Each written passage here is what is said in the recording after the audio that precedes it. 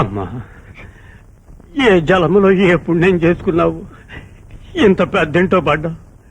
మామూలుగా పెద్దళ్లలో పెద్ద మనసులు ఉండవమ్మా, కానీ ఈ ఇంట్లో అందరివి పెద్ద మనసులే. చూడమ్మా, ఒక పని మనిషిగా కూడా ఈ ఇంట్లో అడుగు పెట్టడానికి తాహతులేని నిన్ను ఏకంగా పెళ్లే చేసుకున్నాడా మహారాజు. మనం ఏం చేసినా ఆయన రుణం తీర్చుకోలేవు. ఆ దేవుడి మాటకి ఎప్పుడు ఎదురు చెప్పమాకమ్మా, ఎప్పుడు ఎదురు చెప్పమాక. వస్తాను.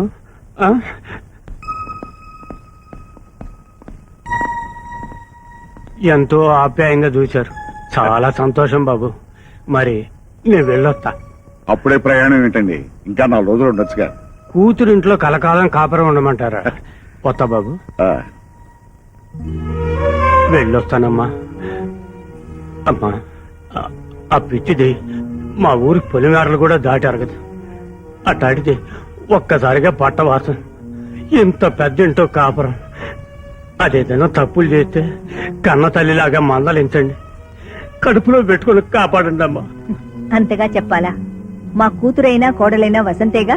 మీ పెద్ద మనసు నాకు తెలుసమ్మా, కాకపోతే కన్న ప్రాణం ఆ మాట అనుకోకుండా తన్నుకొచ్చేసింది. తప్పుగా అనుకోకండి అమ్మా. వెళ్ళొస్తానమ్మా, వెళ్ళొస్తా బాబు. వస్తానండి, వస్తానమ్మా. పదండ్రా.